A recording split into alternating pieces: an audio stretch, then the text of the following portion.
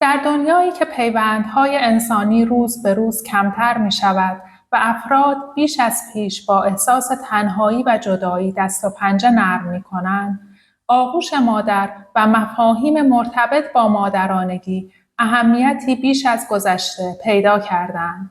هاکبرینگ به عنوان یک حرکت نوآورانه و انسانی، مأموریت خود را بر پایه بازآفرینی و حفظ ارتباطات عاطفی بنا نهاده است.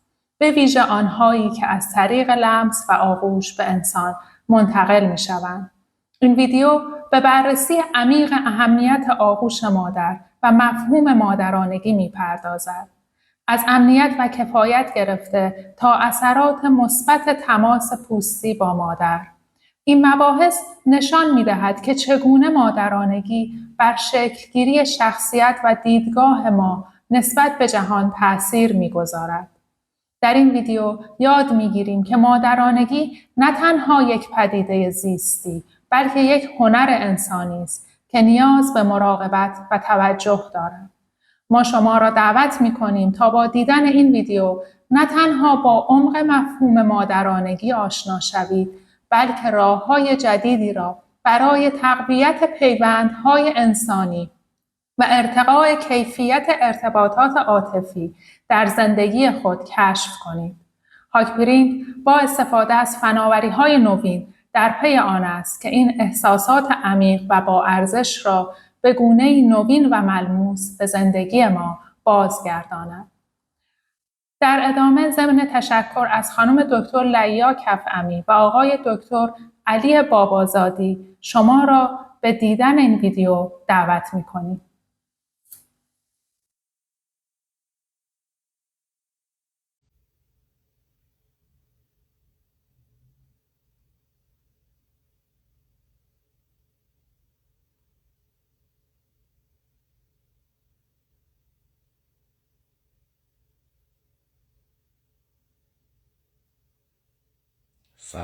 سلام عرض میکنم خدمت شما عزیزان.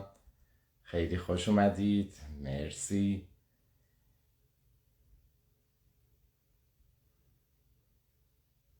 امروز در خدمتتون هستم و زهی سعادت.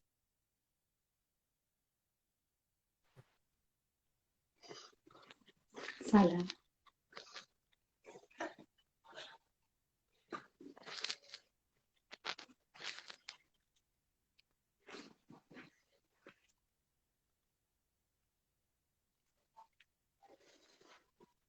من تصویر و صدای شما رو ندارم.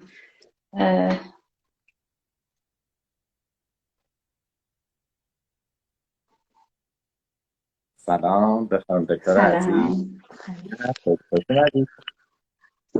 مرسی قربان شما. مرسی. من کامنت ها رو ببندم که نیاد روی صحبتون. خب همگی خیلی خوش آمدید و زهی سعادت که امشب من و خانم دکتر لیا کفعمی در خدمتتون هستیم. مناسبتی داره این نشست از طرف خانم دکتر. قبل از اینکه ایشون شروع کنن خودشون رو معرفی کنن، من خیلی ذوق داشتم که خانم دکتر رو به شما معرفی کنم. خانم دکتر لیا کفعمی در واقع پزشکن، متخصص ایمونولوژی هستن و استادشون فوق دکتراشون روی سایکل نیرو ایمونولوژی و ما با هم کار میکردیم. ایشون در گروه ها بودن و از همون موقع من خیلی کیف میکردم از هوش واضح و نوع سویش و نگرشاشون، تا جایی که ما یه بار تصمیم گرفتیم که بیایم روی نوازش ها و در واقع سلامت عمومی افراد تو دانشکده پزشکی کار کنیم که ایشون هم خیلی کمک کردند و ما یه تحقیقی انجام دادیم و دیگه خانم دکتر دارم براتون بگم، حالا خودتون خواهند گفت، دیگه رفتم تو وادی روان و کوچینگ و سلامت عاطفی و رابطه مادر و دختر. خانم دکتر عزیز خوشبختم که در خدمتتون هستم و چقدر کیف میکنم که این همراهی دوتایی میتونه نتیجه سالها همراهی زیبا و رقصنده‌ای باشه که ما با هم داشته. خوش اومدید و خوبه که خودتون من معرفتون دفتر من مهلت میدادم. قربان شما. سلام عرض میکنم خدمت شما. خیلی ممنون از بابت در حقیقت ما با هم تونستیم این لایو رو برگزار بکنیم با وجود گرفتاری ها و میدونم وقت خیلی تنگی که شما داریم. من لعیا کفنی هستم. شما دیگه فرمودین همه مشخصات رو، پزشک، ایمونولوژیست و بعد به حیطه روان.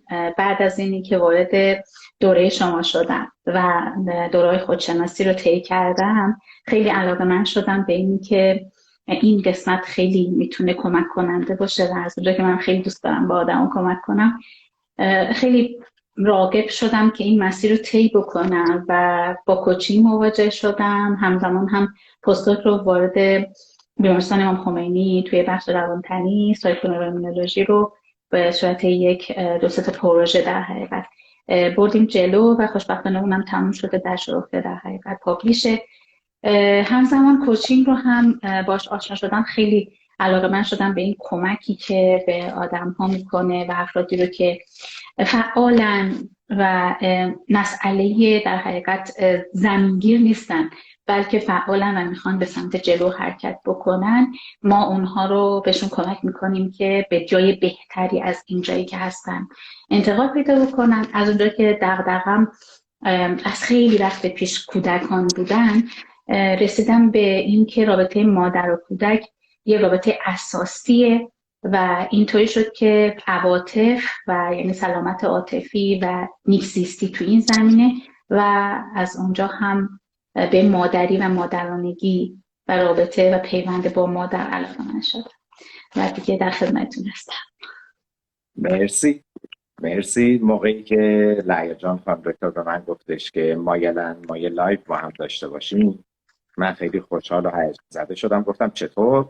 گفتن که خب من وبسایتمو دارم راه میندازم و دوست دارم که با این لایو در واقع شروع بشه بعد تولد تو، یعنی تولد من. همینجا من تشکر می‌کنم که تحقیقاتی فرستاده بودید، مرسی. و من هم گفتم بر کمال میل. میدونید چرا؟ چون واقعا اون زمانا که من یادم میاد توی گروه بودی، سوالایی که میپرسیدین، چقدر دوست داشتین به عمق برین و چقدر این بست خود در روابط به دیگران کمک کردن، حالا چه تو حرفه پزشکی و چه کوچینگ، من رو راغب میکرد برای حضور کنار شما. چون فی‌الواقع که ما نمیتونیم به دیگری کمک کنیم مگر اینکه اول سر به خودمون کمکی کرده باشیم و خودشناسی کرده باشیم و اون موانع رو شناخته باشیم. حالا این کمک چه در باب مشاوره و روانشناسی و روان درمانگری و کوچینگ باشه، چه در باب مادرانگی. اینه که وقتی فرمودید بیایم در باب مادرانگی صحبت کنیم، برام خیلی جذاب بود. و ما امشب یه ترتیباتی براتون داریم و اگر مایل باشید تو این 55 دقیقه‌ای که پیش رو داریم تصمیم گرفتیم که یه مقداری بیایم از زیست شروع کنیم، چون دوتایمون دیدگاه‌های زیستی داریم به شدت، و بعد بریم سراغ شخصیت انسان، مادرانگی، افسانه‌های مادرانگی، تفاوت بین مادر بودن و مادرانگی و نهایتاً هم این که چطور میتونه مادر خوش‌کوکتری بود و این که سودی برای گونه انسان، گونه‌ای که گاهی انقدر خرابکاره که خودش و محیط زیستش و تمام اکوسیستم میتونه ببلعه. دقیقاً. خیلی ممنون. مجددا هم تبریک میگم بهتون. خیلی ممنون بابت توضیحات قشنگی که دادین. من اگه بخوام یه مقدمه‌ای رو در رابطه با مادرانگی که اصلا چی شد که حالا این مادرانگی رو انتخاب کردم و بعد از شما خواستم که افتخار بدیم و این همراهی رو با هم دیگه داشته باشیم، این که مسئله امنیت و کفایت دو تا چیزی هستن که خب خیلی در سلامت عاطفی، سلامت روان آدم ها و اینکه بتونن به خودشون بیان، به خودشون کمک کنن و برن جلو، خیلی امنیت و کفایت چیز مهمیه. و وقتی من بهش عمیقاً فکر کردم دیدم که دقیقاً از آغوش مادر این امنیت و کفایت میاد یعنی زمانی که همون در آینه چشمان مادر، طبق آموزهایی که خودتون بهمون دادین، که هویتمون رو ما پیدا میکنیم، یه آینه‌ایه که خودمون رو میبینیم، آغوشش جوری که هست، ما واقعا احساس میکنیم که آیا دنیا جای امنی هست، آیا من خوب هستم. چون ما هیچ وقت به دیگری، اصلا دیگری رو نمیشناسیم که، و فقط سعی میکنیم که بعد از حالا یه دوره هایی که حالا وارد بحثش نمیشیم، دورهایی که طی میکنیم توی تکاملمون، در نهایت از همون آغوش مادر رسیدیم به اینی که حالا اینجایی که هستیم امنه و من خوبم، یا اینی که ناامنه و من خوب نیستم. و این شد که من فکر کردم مادرانگی و مدلی که مادر با کودکش طی میکنه و سر میکنه و اصلا حال مادر که خودش با خودش چطور هست در اول و بعد با کودکش، مسئله خیلی مهمیه که خوب باز بشه و بیشتر بسط داده بشه، مشخص بشه. این شد که مادرانگی و مادری رو انتخاب کردیم برای این. خیلی هم خوب کاری کردین و به جا و زیبنده و رفتان. لکان روانکاو پاریسی حرف خوبی میزنه، میگه روابط تماما آینه هایی هستن که ما درش خودمون رو جستجو، هویتیابی و باز هویتیابی میکنیم. وقتی این رابطه اولیه باشه، رابطه‌ای که توش ما به دنیا میایم، خودمون رو کشف میکنیم و از طریق رابطه‌ای که دنیا رو میشناسیم، یعنی مادر، و البته من وقتی میگم مادر، پدرم بزرگتون که نمیخوایم که جنسیتی نگاه کنیم، عملکرد پدر، هم حاملگی، هم زایمانی و هم کودک پروری، این خیلی مهمه. دنیا رو ما چطور میشناسیم، چطور تصمیم میگیریم و چطور جلو میریم و نهایتا چطور روند انتقال بین نسلی این تصمیم گیری ها میتونه قوم و قبیله و فرهنگی رو خوشبخت یا درمانده و در خود فرو رفته و مقبور اندازه ناتوانایی ها کنه و نهایتا هم این چند دهه زیستی سریع تمام شونده تا به مرگ صرف استراب هایی بشه که ما بخوایم کنترلش کنیم یا بازی دراریم. و بنابراین خیلی خرسندم از این انتخاب و بعدم نمیاد اول بریم سراغ بخش زیستی داستان. ببینید وقتی ما میگیم مادرانگی، اهمیت داره که بین مادر بودن و مادرانگی، مادرهود، یک تفاوتی خواهد شد. انسان به مثابه یک ماشین زیستی پیچیده، همونجور که تمام موجودات بیشتر زمین پیچیده در پی اینن که بقا حاصل کنه، طبق نظریه یا فرضیه یا ژن خودها یه هدف داره و اون بقاه، سروایوال. و برای اینکه بقا حاصل کنه، ساده ترین کار تولید مثل و در نهایت با ارزش و بقای هر گونه ای توسط ژنهاش داره تامین میشه، هدایت میشه و جفیابی و جلو رفتن و در واقع تمهیداتی اندیشیدن و نهایتا ژن رو به جا گذاشتن و مرد. ولی یک تفاوتی شاید بکنه، شاید امیدم اینه که بکنه بین انسان و سایر پستانداران کنارش که چندان تفاوتی هم نیست، اینه که انسان فقط یک ماشین زیستی نیست. انسان ماشین زیستی تنیده در فرهنگ، تنیده در اجتماع است، تنیده در روابط و خانواده است. یعنی نه تنها ما برای بقای خودمون ممکنه که با تولید مثل و فرزند آوری بخوایم ژنمون رو به جا بذاریم، بلکه مین یا واحد فرهنگی وراثت با این ژن آنچنان تنیده میشه که گاهی حریری زیبا و زربه و گاهی هم تکه کنفی سوراخ شده به جا میمونه. پس مادر بودن خود به خود یا پدر بودن در زیست ما، در ژنوم ما، در ساختار مغزی ما نهفته است. ولی مادرانگی موقعی مطرح میشه که اون ماشین زیستی بسیار پیچیده‌ای همچون انسان در تنیدگی با اون کانتکست و فضای فرهنگی و اجتماعی و روانی و خانوادگی بتونه که بهترین گونه خودش رو از طریق نه تنها انتقال ژن، بلکه از طریق انتقال میم یا واحد فرهنگی وراثت، لاغرها، توانمندی ها، اندیشه ها به جا بذاره و نهایتاً شاید ما اسمشو بذاریم فرزند آوری موفق و یا ناموفق که گاهی لازم نیست برای جنایت کردن چاقو به دست بگیریم، کافی اسم بر تهمت بنهیم کار کنیم. دقیقاً. خیلی ممنون، متشکرم از توضیحتون.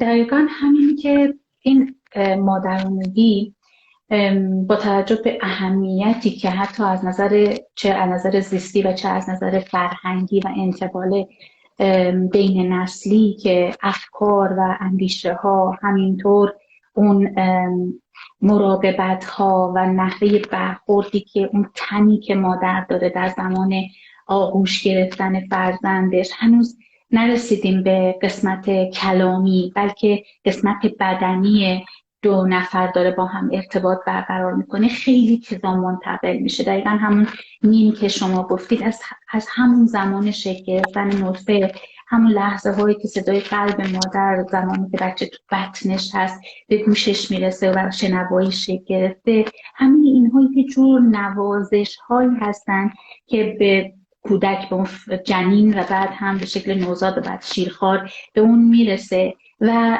تمام تصویرهایی که با تاچ و اون تجربه بدنی، تجربه اون خوردن و سیستم گاستروینتستینال و خواب و اینی که اون تر و خشک شدنی که باید خیلی همراه با تاچ و بغل کردن و آمیختن با اون فرزند باشه، همین اینا اون چیزایی هست که اون میم رو انتقال میده بهش. و علاوه بر جین اینجا میم رو هم داره تا حالا برسیم به مرحله وربال و صحبت کردن و کلام که اندیشه ها حالا با یه مقدار لینگویستیک هم میشه. این قسمت رو اگر استاد عزیز برای ما یه مقداری بگیم که چقدر میتونه تاثیر بذاره در سلامت، در همون زیبنده پیشرفتن در زندگی، خیلی عالی میشه. حتما. من یادمه اون موقع که با هم کلاس داشتیم شما از تحقیقی صحبت کردید راجع به موش‌ها و خیلی تحقیق جالبی، گرچه که امروز هم داشتم تو کورس نوازشون میگفتم به بچه‌ها، ولی بد نیست که تو این لایو هم به مخاطبین عزیزمون بگیم. و فکر می‌کنم که خودتون یادتون باشه که موش‌ها رو آوردن، یه سری رو توی قفس منفرد نگه داشتن، یه سری رو با براحت و درست نوازش میکردن و یه عده رو با دست. و دیدی و خود به عنوان ایمونولوژیست گفتیم که سیستم ایمنیشون بوست شد، سلاشون افزایش پیدا کرد.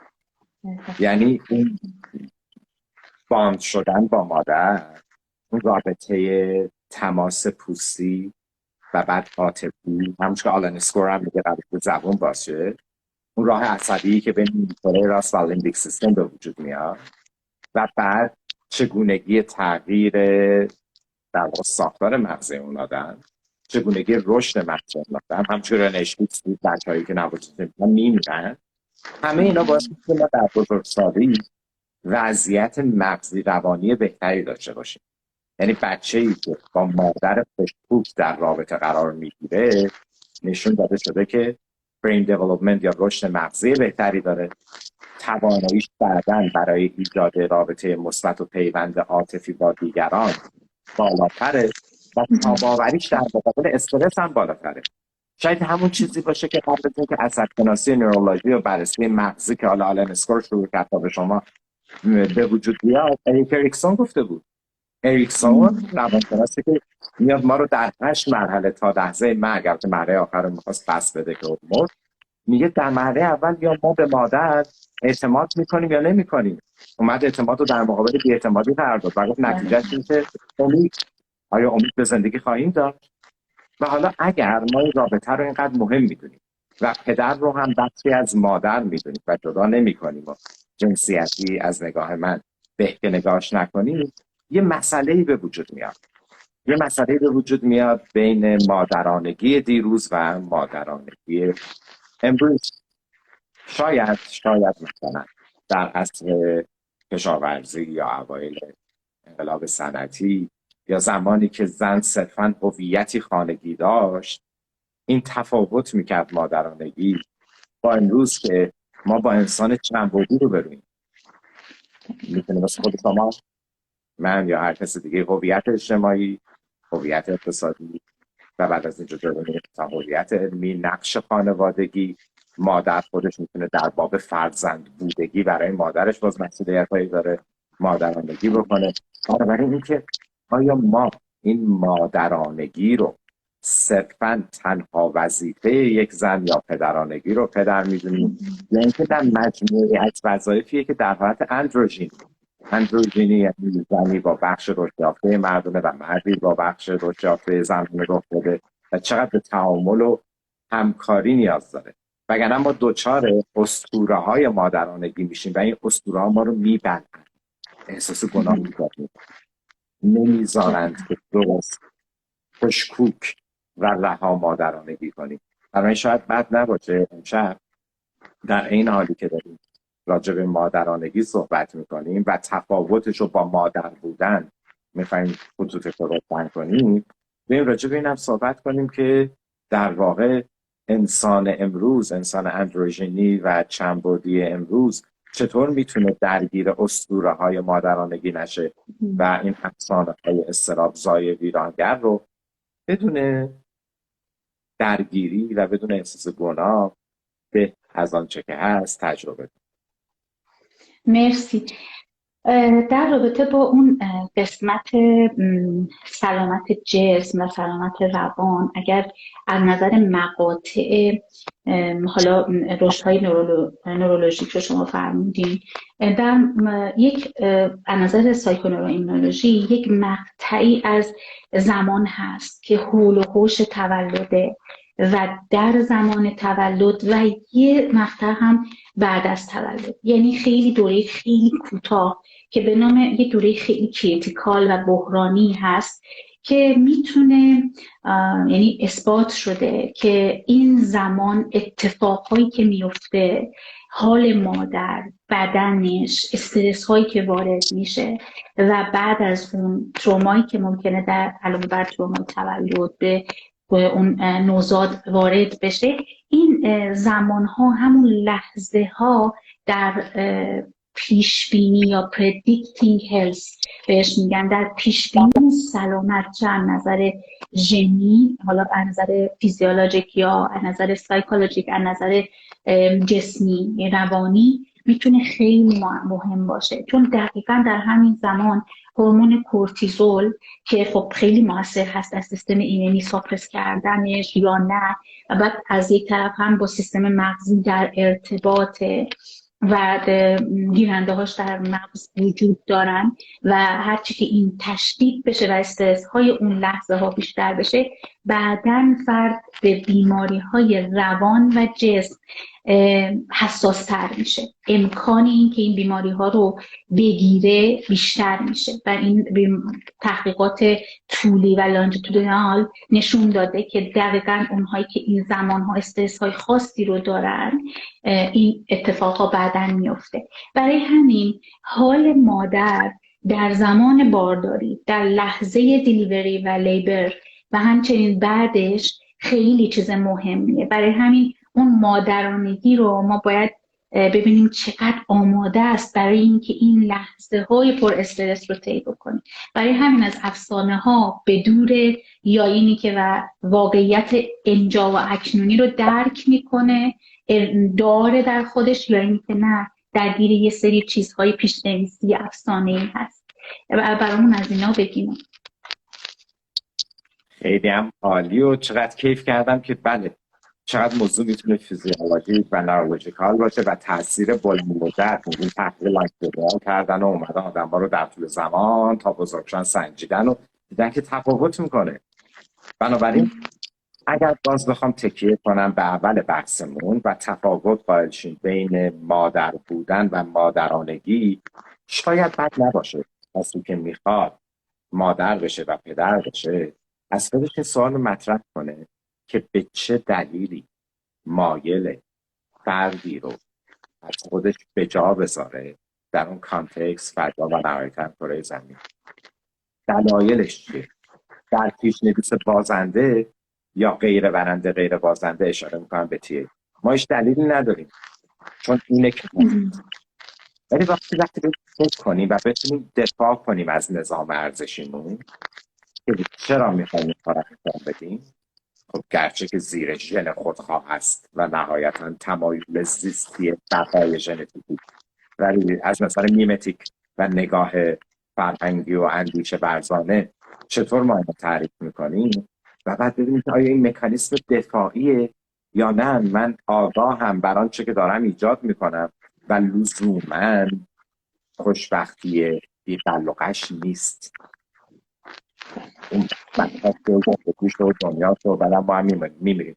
به قول فروید، زیگموند فروید دکتر پروفسور میگه خیلی اوقات آدم ها بچه دار میشن چون مکانیسم دفاعی جبران جبران از طریق بچه هاست. یعنی میخوان آنچه را که نکردند و ندیدند و نفهمیدند و ندونستند و ناکاملی های خودشون از طریق بچه ها به تکامل برسونن و چقدر فشار و کلیشه و شابلون برای تبدیل کردن بچه به اون چیزی که ایدئال منه، در حالی که هر آللی که کنار آلل دیگه ای قرار میگیره و هر لقاحی که اسپرماتوزومک با هم به همراه میارن و هر بیان ژنی تفاوت‌هایی داره که لزوماً اون بچه ممکنه مناسب آنچه که مادرش میخواد از نظر زیستی نباشه یا پدرش میخواد.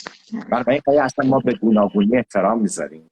آیا توانایی خودمون رو سنجیدیم؟ توانایی مختلف عاطفی بین فردی، یعنی رابطه بین زن و شوهر، نه اینکه اینقدر بیرانه میخوام با بچه آوردن بعد که رابطه رو اندکی ارتیام بدن، رابطه ما با دنیای پیرامونمون، رابطه ما با اکوسیستممون، نگاهمون به جهان و همه اینا باعث میشه که ما بتونیم مادرانگی رو در یک زوج توامان با هم مورد دوباره سنجی قرار بدیم.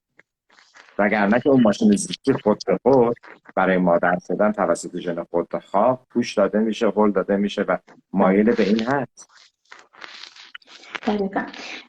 من اینجوری درک کردم که از ابتدای صحبت که مادر بودن با مادرانگی فرق میکنه و ما برای مادرانگی لازم آمادگی داشته باشیم، گرچه که حالا خب با این به این معنا که مثلا امکان فرزند آوری و بارور بودن به معنای این نیست که ما آماده مادری کردن و مادرانگی هستیم، بلکه آگاهی و اینکه من آیا توانایی یک فرد بزرگ کردنش یک فرد دیگه، یک موجود متفاوت از خودم، از همسرم و از دیگران که در دنیا هستن رو دارم، حالم با خودم خوبه، آیا اینی که میخوام فرزند بیارم دلیلش چیه؟ به چه دلیلی؟ آیا درگیر همون پیشنیسان، درگیر اون ژن خودخواهم و اینها رو بداند و سوال کند از خودش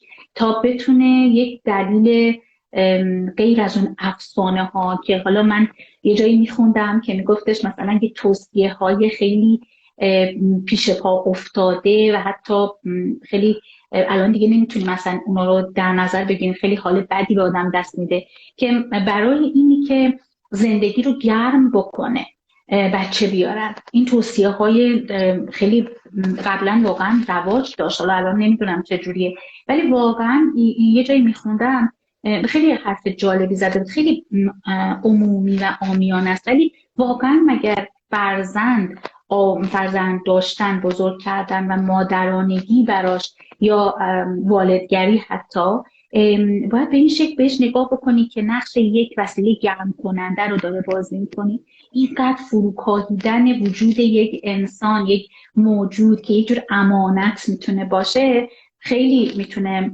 آسیب زننده برای فردی که اقدام میکنه برای فرزندآوری و بعد مادرانگی، پدری کردن براش، و هم آسیبزا برای خود اون فرزند باشه. و حالا ما اینجاییم که در حقیقت بگیم که آگاهی و آمادگی و اینکه ما بیاموزیم یه چیزهایی رو خیلی قبل از اینی که ما ازدواج کنیم بعد بخوایم بچه دار بشیم واقعا لازمه و ضروری. همینطوره. ما اگه بخوایم یه گربه هم بیاریم بیشتر راجبش تحقیق میکنیم، گاهی تا جایی که بخوایم یه بچه بیاریم زندگی رو گرم کنه یا مانع طلاق دو طرف بشه، یا اینکه میاریم کامپیوتر بیاریم یا میاریم که جفتمون دور شه، مدام زایمان که حالا بالاخره جفت دور شه یا در فرهنگ جنسیت زده تصویری بیاد و از محلال گسترزایی رو بالاخره با آمدنش پاک بکنه و اینا همه بیماری است. ولی در هر حال ببین چقدر جذاب دارید صحبت میکنید راجع به این که ما بیایم یه بچه‌ای رو بیاریم باشه یه بچه رو میاریم خیلی هم خوب، گونه انسان نیاز به بقا داره، البته در تعامل با بقیه گونه ها و نفی در واقع اینکه منقرض کنه همه جا رو، جنگل ها رو، حیوانات و غیره رو، چون نهایتا میتونیم سلولای سطحی خیلی خوب ورچ میکنیم، پیکری که بمیره خودمون هم باش میمیریم. انقراض هفتم در در این حالا میخوایم بچه ای رو بیاریم که او حامل جین و میم ما باشه، بعد ببینیم که چی رو میخوایم بهش ارائه بدیم.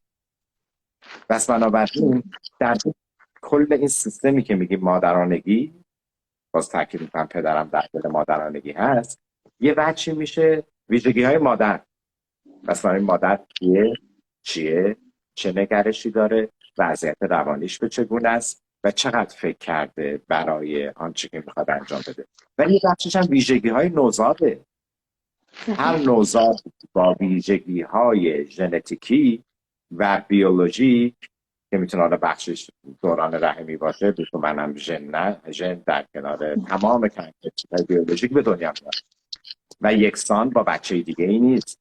بنابراین ممکنه یک کسی در باب مادرانگی برای مثال با بچه‌ای که آتیزم داره روبرو بشه، چطور میتونه مادری خودکوک و فعال برای نشان دادن اینکه آتیزم چی هست، اوتیسم، و در واقع بتونه اون بچه رو پرورش بده. یه بچه ممکنه گرایش‌های متفاوتی داشته باشه ژنتیکی، اون لحظه با اون گرایش به دنیا میاد. برای ویژگی‌های مادر در کنار ویژگی‌های بچه و منابع کانتکستوال، یعنی منابعی که تو اون بافتی که اینا زندگی میکنن هست، شامل منابع میتونه فرهنگ باشه، همراهی پدر باشه، منابع مالی باشه، اینا همه با هم میان و یک سیستمی رو ایجاد میکنن که توش مادرانگی معنی پیدا میکنه. حالا اگر این مادرانگی آگاهانه‌ای باشه، یعنی ما بهش فکر کرده باشیم که در بهترین حالت هم ناخودآگاه باز برای خودش سمفونی هایی می نوازه، از وقت خودآگاهش رو فکر کرده باشیم، تفاوت میکنه تا اینکه بخوایم فقط مادر بودن و یا پدر بودن رو تجربه کنیم. اینه که دوست دارم راجع به افسانه های استرابزا در باب مادر بودن و تفاوتش با مادرانگی یه مقداری صحبت کنیم. حتما. بله، دقیقا همین که این افسانه ها رو اگر برای ما روشن بکنیم که مادری که مقتدره یا مادری که درگیر افسانه هاست و این زن امروزی رو که با توجه به همه حالا نقش هایی که متفاوت شده و تغییر کرده، این رو برای ما بگید، خیلی خوشحال میشه. خواهش میکنم. ما با هم خواهیم گفت. ببینید افسانه ها رو طبقه بندی مختلفی کردن دیگه، میگن میتولوژی برای مادر بودن. دو اوقات میگن مادرانگی امریست غریزی، این افسانه است. مادر شدن امریست غریزی، همین که در تمام پستانداران و پرندگان و ماهی ها و غیره میتونن مادر بودن که در چون این غریزی. ولی مادرانگی اصلا غریزی نیست. مادرانگی امریست حاصل یادگیری، آموزش، خودشناسی، تحلیل خود، خوشکوک شدن با خود و بعد این دو در یک رابطه دوتایی عمیق همزیستانه که در اون ابتدا کاملا سیمبیوتیک همزیستانه است تجربه کردن. بنابراین من باورم نمیشه که مثلا اگر بنده غریزی بخوام مادرانگی کنم یا پدرانگی کنم، این غریزه من بلد باشه که همه چیز رو درست پیش ببره. چون همونطور گفتن انسان درسته که یک موجود زیستیه و سلف جین اونو هول میده به سمت تولد مثل، ولی یک موجودی آمیخته در میمتیکه و فرهنگه و اندیشه است و نگاهه. پس غریزی، بله، غریزه، اینستینکت، سلف جین، ژن خودکار ما رو میبره به این سمت که بخوایم به جا بذاریم آنچه که کدهای اطلاعاتی ژنتیکی. ولی مادرانگی کردن، خوشکوکی بودن چیزی نیستش که خود به خود اتفاق بیفته. حالا شما به عنوان نمیدونم کوچ و توی کوچینگ در این زمینه چه میگید و چه میگویید، من خیلی دوست دارم بشنوم.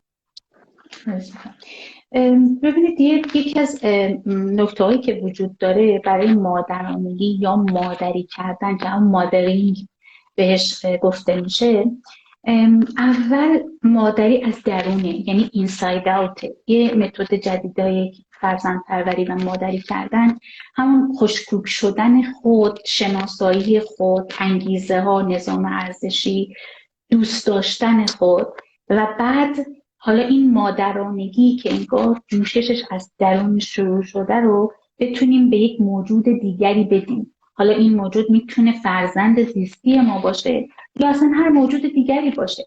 یعنی ما اینقدر لبریز و سرشاریم که حالا میتونه فرزند ما باشه یا اینی که اصلا همه دنیا انگار فرزند ما میشن. من یه چیزی رو که به نظرم میرسه در مورد همون کفایت و لیاقت که توی کوچینگ روش کار میکنیم، من اینو اینجوری تشبیه میکنم، میگم باک خود رو دوست داشتن، کفایت و لیاقت داشتن، این باک اگر تهش سوراخ باشه همش نشتی داره. هی ما ممکنه از این ور اون ور بگیریم نوازش رو، احساس خوب بودن رو. فرض کنیم مثلا عاشقی داریم که مدام به ما میگه من دوستت دارم، یا مثلا دوستدارانی داریم که به ما میگن که دوستت داریم، ولی این یه جایی که از اونها دور میشیم بلافاصله این میریزه، انگار که باک خالی میشه چون نشتی داره. برای من میگم قبل از مادری کردن لازم اون سوراخ رو اگر هست ببندیم، اگر وجود داره اون ته باک رو یه نگاه بکنیم ببینیم هست. اگر همچین سوراخی هست، اگر من احساس کفایت، احساس خوشبختی، احساس لیاقت برای خوشبختی رو ندارم و حتی به امنیت هم نگاه کنم آیا من امن هستم یا نه، اگر جواب من بله است، اون موقع من آمادم که این باک سرریز شود و به انسان دیگری یا انسانهای دیگری داده بشه.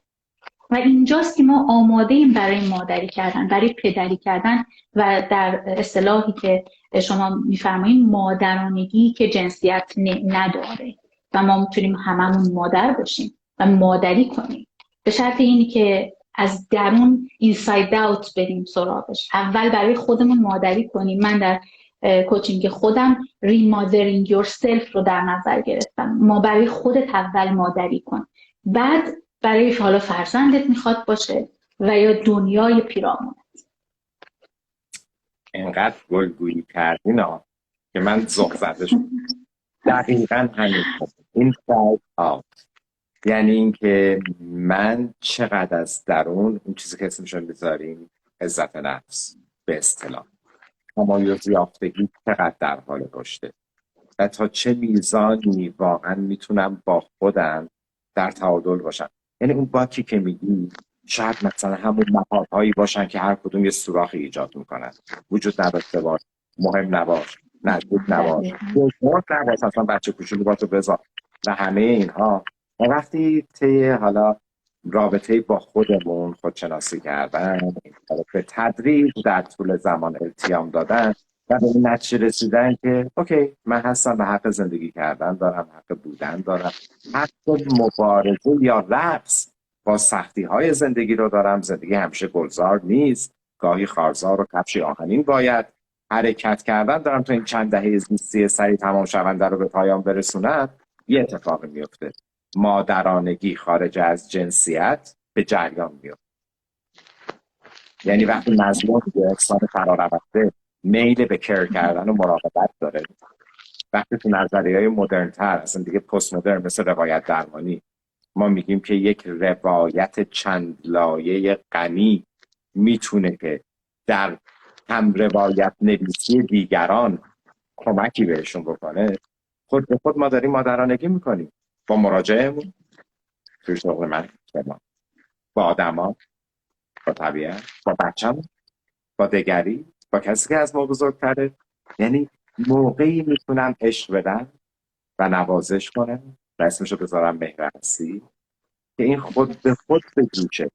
پس بنابراین اگر مادر بودن غریزی است، مادرانگی غریزی نیست. یه اتفاق باید بیفته و قرار نیست برای این مهر رسوندن به خودمون فشاری بیاریم، گرچه که بچه داری مصائبی و سختی خوبی هم داره، ولی خود به خود میل به بست خود و انتقال میم خود و پراکنش این میم باعث میشه که ما مادرانگی رو در وجوه مختلفش که یکیش هم فرزندآوری تجربه کنیم. دقیقاً. اینجا یک سری حالا افسانه هایی که قبلا اشاره کردیم به یک چیزاییش، وقتی وارد یک سری بحث‌های فرهنگی میشیم که به دلایلی حالا جنسیت زدگی ممکنه وجود داشته باشه، محدودیت های جنسیتی وجود داشته باشه، یک مسئله‌ای که برای مادر اتفاق میفته این که ما دچار یک تحقیری شده باشیم به واسطه جنسیت.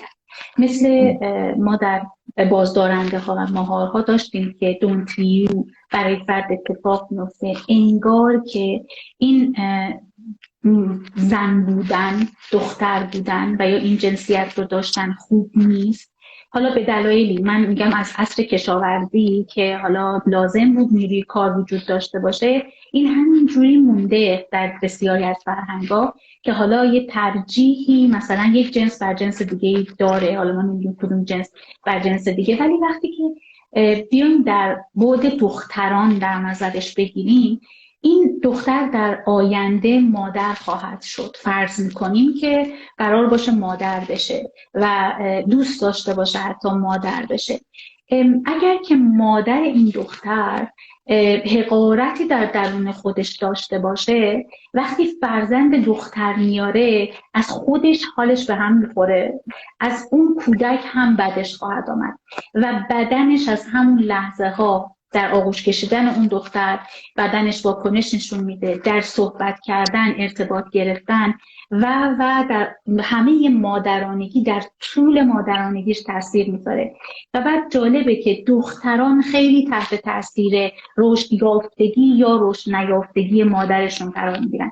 و من حالا اینجا میگم مادرانگی، منظورمون دقیقاً، من منظورم مادر، منظورم همون فردیه که مادری میکنه. لزوما مادر زیستی نیست، میتونه پدر باشه، میتونه عمه، خاله و حتی پرستار و مربی مهد کودک هم میتونه در یک ساعاتی نقش مادری رو ایفا بکنه. اون فردی که در اینجا قرار میگیره میتونه این جنسیت زدگی، این حقارت، اینها رو انتقال بده و این انتقال بین نسلی متاسفانه زنجیروار جلو میره و نمیدونیم کدوم قهرمانی در چه نسلی خواهد آمد که این زنجیره رو بشکنه. ولی برای همینه که ما اینجاییم که بگیم زنجیر رو باید بشکنیم قبل از اینی که پسر بیاریم، دختر بیاریم یا اصلا تصمیم به فرزند آوری بگیریم. خیلی خوشحالم و ذوق کردم که بگم قهرمانان اینجا با ما در همراهی 2743 نفر الان جزو اون قهرمانانن که میخوان بالاخره این رو بشکنن یا شکسته شده تو خانوادهشون برای دیگران کمک کنن که بشکنه و نهایتا انسان بودگی بیاد جایگزین جنسیت زدگی بشه.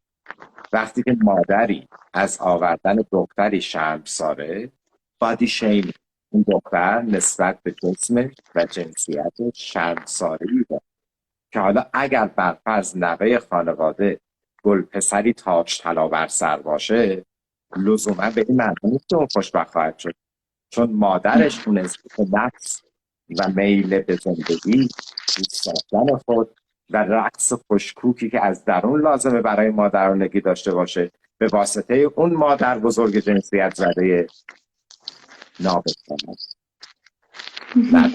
اون باید به پسرش بده در مورد که نسل ها پیاپی پشت سر هم شروع میکنن به خراب شدن و به قول شما یک قهرمانی از راه برسه، شوالیه‌ای زره به دست و شمشیری زیبا که همون شمشیر خودشناسی وایس و با این سلاح خودشناسانه‌ای که اتفاقا برای جنگ هم به درد نمیخوره، فقط به درد رقص میخوره، به درد همپایگی، به درد هارمونی، به درد درک متقابل، به درد پذیرش نه منفعلانه به افسردگی بلکه پذیرش خلاق و به قول سورن کیرکگارد بعد از شناختن دیوارهای محدود فشار آوردن به این محدودیت‌ها، اون موقع است که مادرانگی از این افسانه ها خارج میشه. یه افسانه دیگه هست میگه که مادرانگی خستگی ناپذیره. شما وقتی حیوان خونگی هم میارید، مثلا اولات که بعد آموزشش بدید تو پدش کاراشو بکنه، نمیدونم خرابکاری نکنه، یا آخر شب با کمردرد و سردرد و ناامیدی ممکنه که بره به تخت خواب. و چجوری یه بچه‌ای تازه اینقدر گونه انسان ضعیفه شکننده است در دل پرستان دار، ما فکر کنیم که اگه یه مادری خسته میشه یه جایی فکر میکنه که چه کاری کردم، یا فکر میکنه که نمیتونم، حتی اگه مادر خوشکوکی باشه که در مادر خوشکوکی اتفاقا کمتر میفته، ممکنه دچار silent guilt، گناه خاموش بشه. گناه خاموش یا silent guilt گناهیه که در سطح سابکانشس یا تحت خودآگاه مغز ما رو میده، یا حتی در ناخودآگاه محسوب میشه. و وقتی یه چیز گناه بکنه که من مادر خوشکوکی نیستم، میخواد اینو کوک بکنه، بدتر آرشه رو نامیزون بر ذهن میکشه و صدای ناخوبی بیرون میاد و نوزاد بهش جواب میده.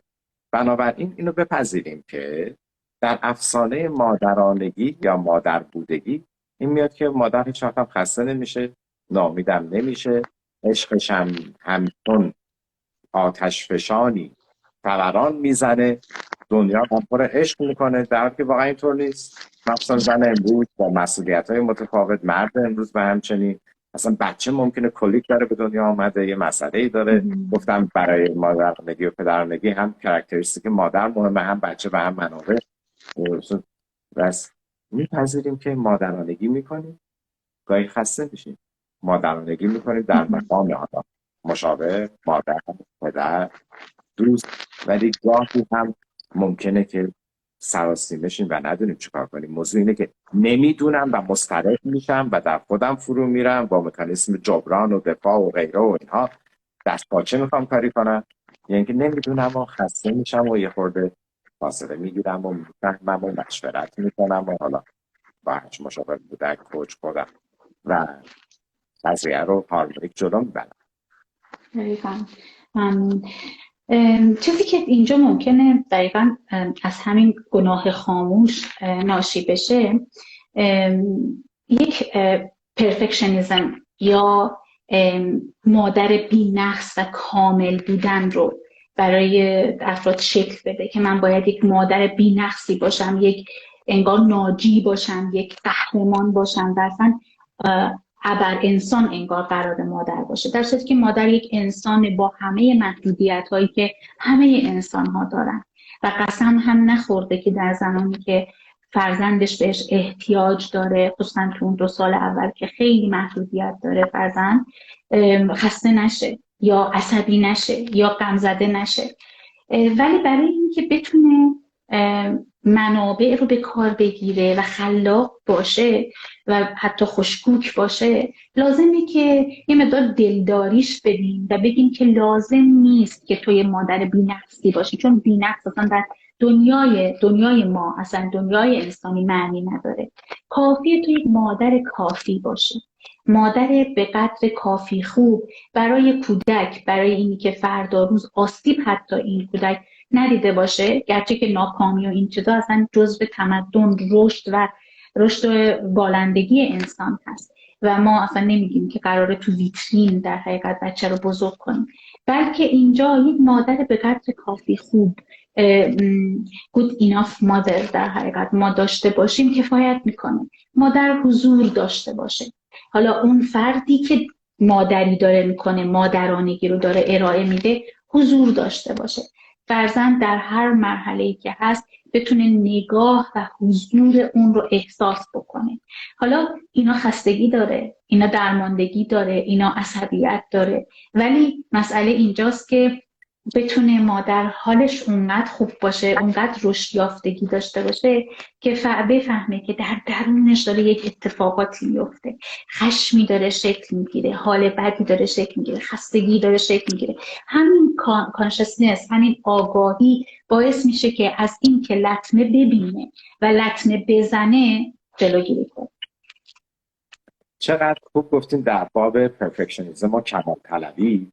من یادم دبستان که میرفتم یه همکلاسی داشتیم، این هفته چند بار دفتراشو عوض میکرد.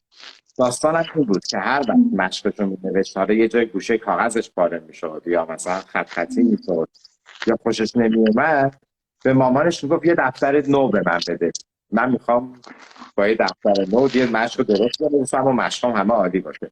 و گاهی اوقات وقتی اون همکلاسیمو یادم میاد که مدام دفتر نو از مامانش طلب میکرد، گاهی اوقات هم مادر شدن همین دفتر است. طرف فکر میکنه خودش خطایی بهش برداشته، خط خورده یا کامل، نه میگه یه بچه میارم همچین رشدش بدم و همچین من اینو بزرگش بکنم که دیگران دست بدهم بمیره. و بعد نمیشه آخر، نمیشه. همه ما اصلا گورخری هستیم و ریزگی‌های ژنتیکی و بعد روانی و مطلوب و نامطلوبی داریم و بعد وقتی اون دفتر خط میخوره انگار اصلا ازش ناامید میشه. وقتی میگیم کمال طلبی یا پرفکت بی‌نقص‌جویی ناامید میشه، مثلا میگه بچه بد یا اصلا کار دیگه، بچه‌ها رها میکنن برن توی مثلا شغلم یا هنرم پرفکت بشن و این انقدر میتونه ویرانگر باشه در تمام زمینه‌های زندگی که مدام ما دفترمون تا یه خط خورد بندازیمش دور، یه دفتر دیگه، یه خط دیگه، یه کار دیگه و نهایتاً هم در پی دفتر به دفتر کردن ها می‌بینیم تموم میره پی کارش. و بعد حالا اون بعد که خیلی زیبا فرمودید توی درمان‌های فمینیستی که جزو درمان‌های بروزتر حساب میشه یه ایرادی میگیرن مثلا به روانکاوی کلاسیک و اینا، میگه شما چرا همه چی رو گوشه رو گردن زنانگی؟ برای همینه که امروز ما داریم تاکید میکنیم در واقع مادر بودگی سکس دیپندنت نیست، وابسته به جنسیت نیست، پدرانگی هم واسه مادرانگی میشه. یعنی یه افسانه دیگه که ممکنه خراب کنه مادرانگی و میگه مادرانگی پدیده است جهانی و زنانه. زنانه آره فرزندآوری پدیده است جهانی، بعدم زایمان عمل کردیست زنانه، ولی مادرانگی نه فقط جنسیت بردار نیست. یعنی ما چطور میتونیم اینقدر انتظار داشته باشیم بعد یه بچه توی خونه مثلا حال خراب بشه؟ این قدیما که نمیدونستن اسکیزوفرنیا چقدر زنگ‌های ژنتیکی داره یه اسمی تو بود به نام مادر اسکیزوفرنیا، مادر بچه دیوونه کن اسکیزوفرنیاس. اینقدر این مادرای بدبخت روانشناسی کل دنیا، سایکیاتری یا روان پزشکا و اینا مورد تهاجم قرار دادن که شما بن‌بست مضاعف ساختین بچه‌تون دیوونه شده. بس هیچ کس نمی‌دونه پدر چه کار کرد. بعد اصلا دیدن اصلا تقصیر مادره نیست، این ژنش همینجوری آماده این کار داره. بنابراین این افسانه که مادرانگی پدیده جهانی وابسته به زن، نه واقعا من فکر نمی‌کنم. اولا مادرانگی جهانی نیست، آره تو جهان آدم‌ها خیلی بچه دار میشن ولی مادرانگی چند درصدشون واقعا مادرانگی خوشکوک میکنن نمیدونم. اگه همین میکردن که کره زمین وضعش این نبود، آدمو در صلح و خوشحالی و اون دستان وارم فازیای گرم کلاس اینا به هم نوازش میدادن و خیلی هم گلستون‌تر یوتوپیا میشد. ولی مادرانگی جهانی نیست، خیلی برمیگرده به اون فن. زنانه هم برمیگرده به اون کانتکسی که پدر و دیگر اعضا کار میکنن و در این حال تنها مسئولیت یک زن هم نیست. یه افسانه دیگه میگه تنها مسئولیت نه، بخشی از مسئولیت هم زن هم مرده اگر میخوان از خودشون ژنی بسازن. این افسانه ها خیلی میاد ما رو اینجوری دستمون رو میبنده و بعد سایلنت گیلت، گناه پنهان میکنه، گناه پنهان با مکانیسم‌های دفاعی مختلف به جریان میفته. ممکنه واکنش وارونه کنیم بگیم خیلی هم خوبم، ممکنه فرافکنی کنیم به مادرم بگیم تو خوب نبودی من اینجوری شدم، ممکنه فرافکنی کنیم به همسرمون بگیم تو فلانی، ممکنه فرافکنی کنیم به جامعه بگیم جامعه خرابه و هزار و یک دلیل و بهونه که نمیذاره این روند انتقال بین نسلی شیک و حذف کنیم پیش بره. در مورد مادرانگی مقتدرانه که باز فکر میکنم نباید با این اشتباه بشه که یک انضباط خیلی سخت و ریجیدی رو بخواد مادر ارائه بده و بین اینی که ما نامشروط فرزند یا حالا افراد دور و بر خودمون رو که داریم براشون مادرانگی ارائه میدیم، جهان دور و برمون رو بتونیم نامشروط دوست بداریم و خب لازمش اینه که اول خودمون رو بتونیم نامشروط دوست بداریم و وقتی که این نامشروط خیلی در بحث عزت نفس و تفاوتش با این اعتماد به نفس ما اینو داریم که اون جنس عزت نفس و شکلگیریش با عشق نامشروطه که با مادرانگی فرای جنسیت انتقال داده میشه و اون ابتدا اون 1000 روز طلایی که تا پایان 2 سالگی برای فرزند هست و دیگه هیچ شرطی براش نداریم، ما اینو انتقال میدیم. ولی بعد مقتدرانه کار کردن و مقتدرانه مادری کردن رو میتونیم با همون حالتی که متمدن ساختنش عذرخواهی میکنم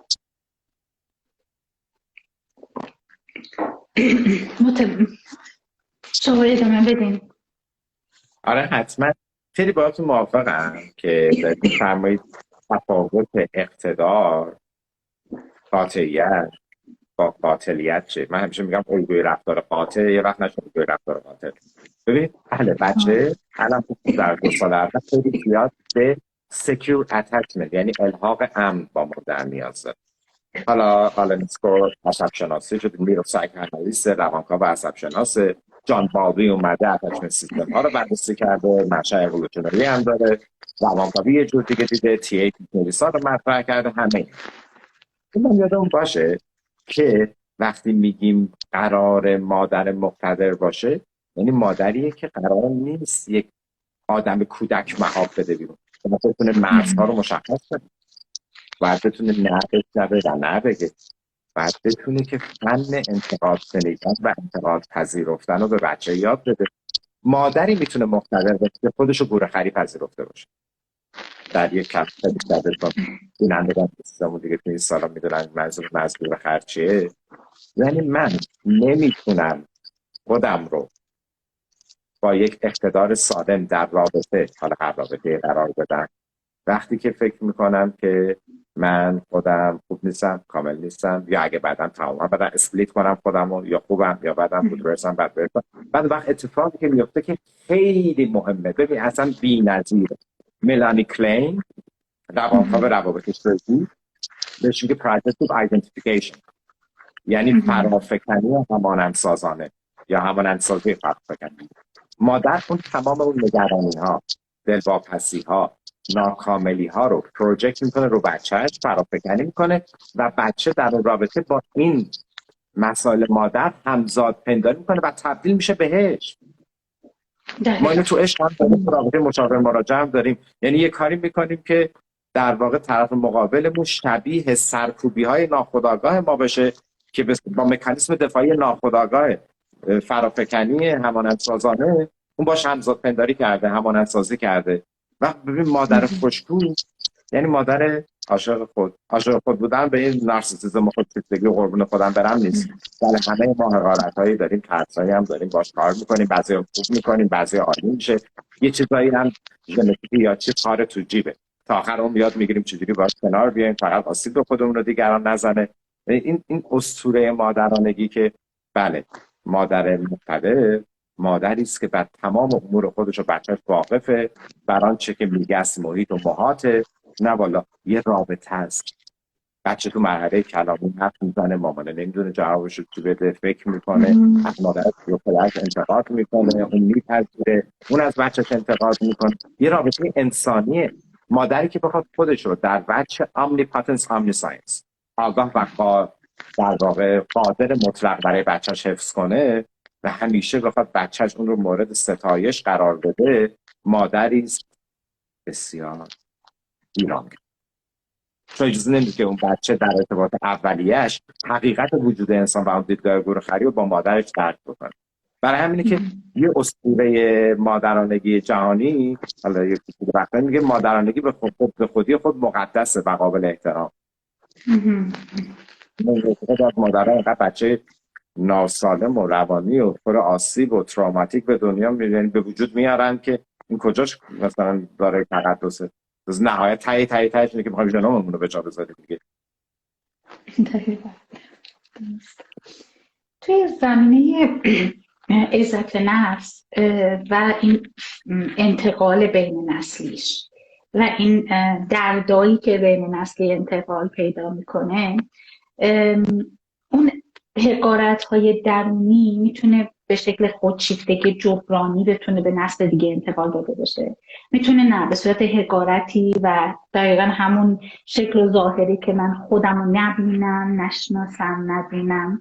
و متاسفانه وقتی که نصیب مادر یا فردی که حالا در یک زندگی قرار گرفته که نقش مادرانگی رو باید ایفا بکنه، وقتی قرار میگیره، دقیقا همین که شما میگین، این همانندسازی، این انتقاله اصلا همش انگار روی اون فرزند یا روی اطرافیان که خب فرزند باز بیشتر این رو انتقال میده و این یا حالا خودش باز به شکل خودشیفتگی خودش رو ظاهر میکنه یا به شکل حقارتی که عزت نفس، احساس کفایت، احساس لیاقت رو واقعا فرد نداره، کم داره و نمیتونه خود ابرازگری رو داشته باشه.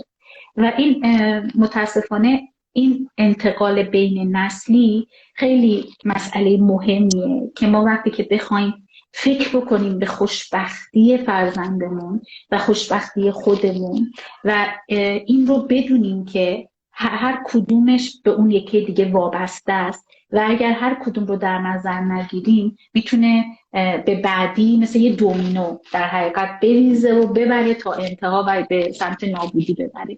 به دقیقا وقتی هم که میخوایم خیلی از این بر پرفکت بگیریم، کامل بگیریم و همون حالت قادر، توانای مطلق، دانای مطلق بمانیم، اینجا هم باز باعث اون کوچک شدگی و حقارتی میشیم که یک فرزند دست با چلفتی که اصلا ممکنه هیچ اختیاری نداشته باشه و نتونه اداره کنه زندگیشو تحویل بدیم.